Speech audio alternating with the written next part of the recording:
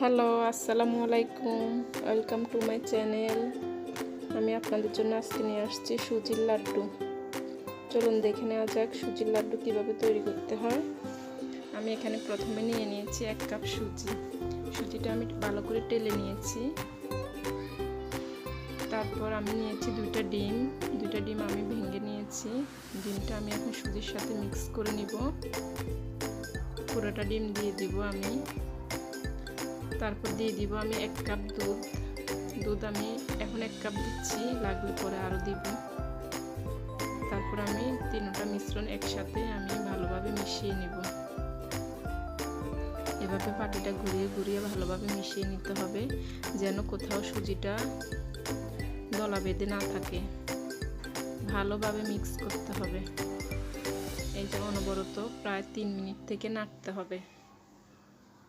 আমি এভাবে ভালো করে মিক্স করে নিয়েছি। এ পর্যায়ে আমি আরেকটু দুধ দিয়ে দিচ্ছি, আমার কাছে একটু গাঢ় মনে হচ্ছে। এখন আমি এই দুধটা সহ আবার ভালোভাবে মিশিয়ে নেব।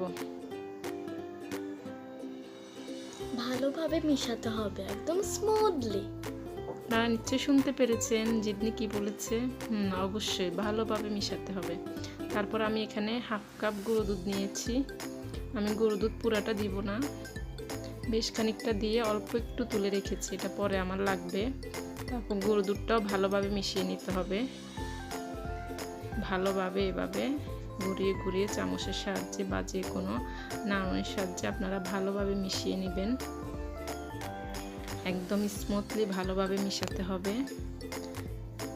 তারপর মিশানো হয়ে গেলে আমি এখানে 1/2 স্পুন ফুড কালার দিয়ে দিব। আমি এখানে রেড কালারটা ইউজ করছি, কারণ আমি এটা পিঙ্ক কালার করব হালকা।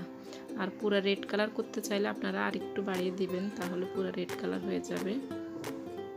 তারপর কালারটা দেওয়ার পরে আমি আবার ভালোভাবে মিশিয়ে নিব। এটা আসলে ভালোভাবে মিশাতে হবে, না হলে কিন্তু চাকা থেকে যাবে বা দলা বেঁধে যাবে, তাহলে লাড্ডুগুলো ভালোভাবে মিশবে না বা সুন্দর হবে না। এই যে দেখুন আমি কিভাবে মিশিয়ে নিচ্ছি। তারপর আমি এখানে দিয়ে দিব একটু বাদাম কুচি। আমি এখানে 2 চামচের মতো বাদাম কুচি দিয়েছি। তারপর এটা মিশানো হয়ে গেলে আমি রেখে দিব। এখানে আমি পাতিলে 1 টেবিল চামচ ঘি দিয়ে দিয়েছি, আর দিয়ে দিচ্ছি একটু দারুচিনি, এটা জাস্ট ফ্লেভারের জন্য, পরে উঠিয়ে নিব আমি এটা। তারপর দিয়ে দিচ্ছি আরও কিছু বাদাম কুচি। তারপর আমি 1 মিনিট থেকে এগুলো ভেজে নিব।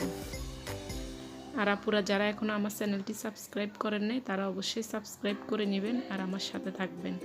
আর যারা করেছেন তাদেরকে অসংখ্য ধন্যবাদ। তারপর আমি বাদামটা ভাজা হয়ে গেলে ঘিয়ের ভিতর পুরো মিশ্রণটা দিয়ে দিব। এ পর্যায়ে আগুনটা থাকবে একদম লো মিডিয়াম। এবার একটানা নাড়তে হবে, না হলে কিন্তু চাকা ধরে যাবে। নাড়াটা বন্ধ করা যাবে না, ঘুরিয়ে ঘুরিয়ে চারপাশ থেকে এভাবে নাড়তে হবে, উল্টিয়ে ঘুরিয়ে যেভাবে নাড়া যায় ভালোভাবে পুরোটা নাড়তে হবে।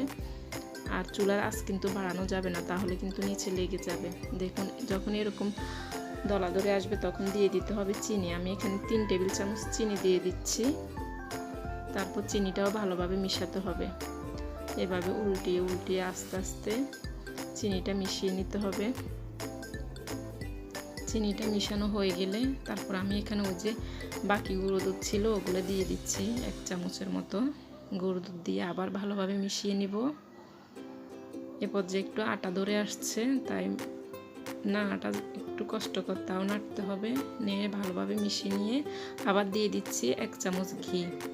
ঘিটা ভালোভাবে মিশানো হয়ে গেলে আমি চুলার আঁচটা বন্ধ করে দিব। চুলার আঁচটা বন্ধ করে দিয়েও একটু নেড়ে নিতে হবে, না হলে নিচে লেগে যেতে পারে।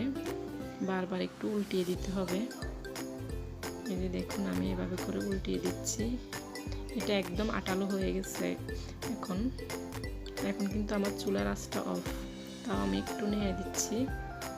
তারপর ঠান্ডা হওয়ার জন্য অপেক্ষা করতে হবে। একদম ঠান্ডা না, যেভাবে হাতে ধরা যায় এরকম করতে হবে।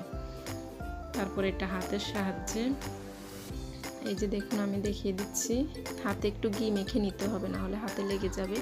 ঘি মেখে নিয়ে 2 হাতের সাহায্যে এভাবে গোল গোল করে একটা শেপ আনতে হবে। এই যে দেখুন এভাবে তারপর গোল শেপ হওয়ার পরে আমি একটু বাদাম দিয়ে দিচ্ছি। এটা জাস্ট দেখার সৌন্দর্যের জন্য আমি এই যে সবগুলো এভাবে করে রেখেছি, আপনাদেরকে একটা করে দেখিয়ে দিয়েছি। তারপর উপরে দিয়ে দিচ্ছি একটু গরুর দুধ, হালকা একটু টেস্ট আসবে আর দেখারও সুন্দর হবে। তো রেডি হয়ে গেল আমার সুজির লাড্ডু। আপনারা অবশ্যই ট্রাই করবেন আর আমার সাথে শেয়ার করবেন কেমন হয়েছে। তো আজকে আল্লাহ হাফেজ, আসসালামু আলাইকুম। আপনারা সবাই ভালো থাকবেন।